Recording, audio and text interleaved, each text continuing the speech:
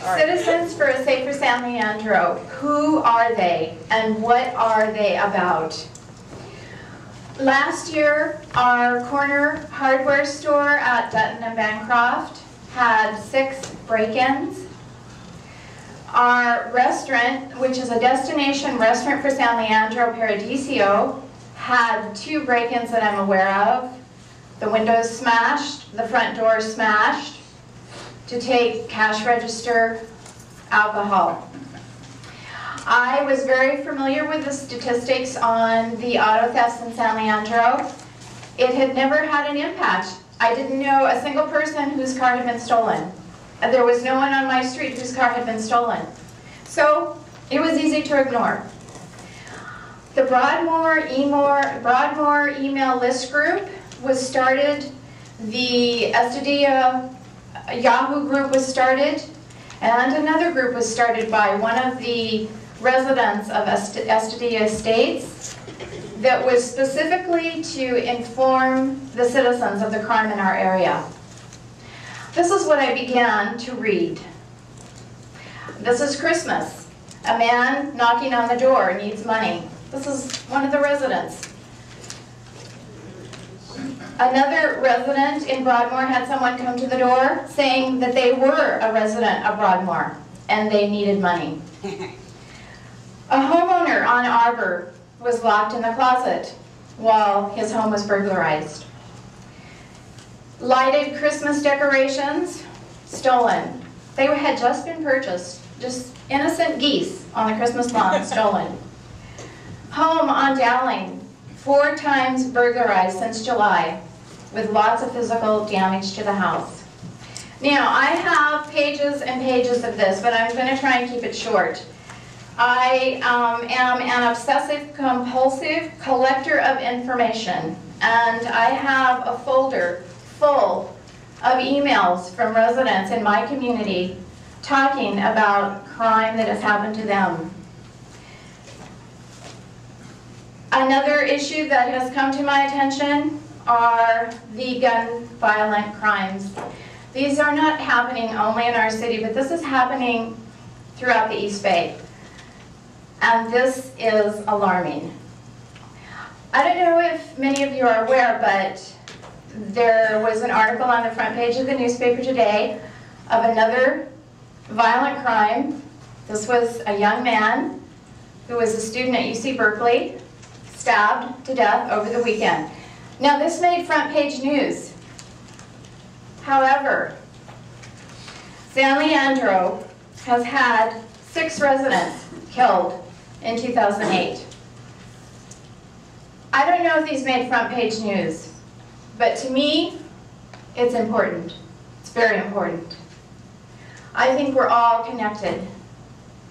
And to not be alarmed that this is happening is, to me, like we're becoming so accustomed to this violence that we're not doing what we need to do.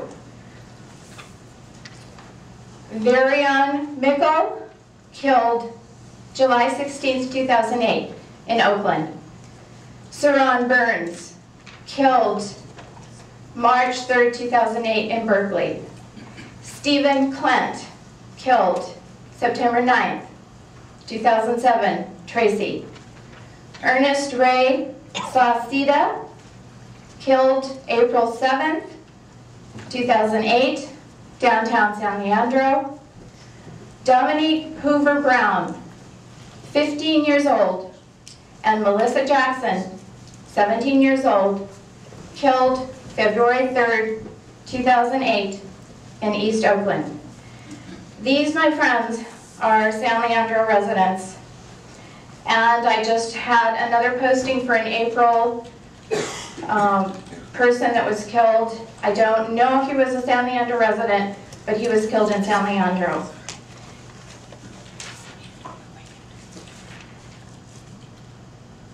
I've talked to many residents since a lot of this has been going on, and I'm hearing things I don't like to hear at all.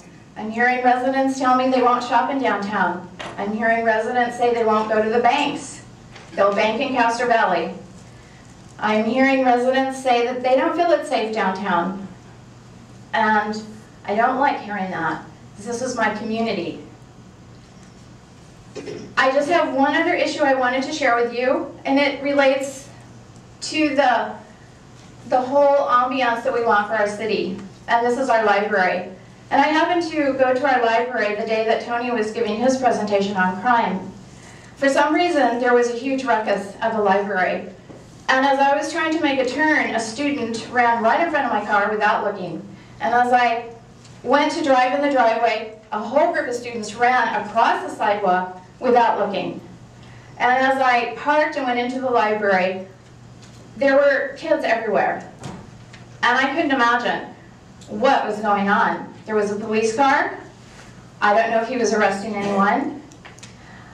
What I found out was that our library is used as a holding place for students after school. And I talked to some of the staff of the library, and they said this has been going on a long time. Now, I wasn't so much concerned for myself, but my community and the seniors that have built this community deserve better. I think if I was a senior citizen, I would be very intimidated to have to walk through that kind of disturbance.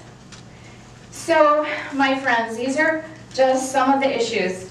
Tony asked, what can we do about crime?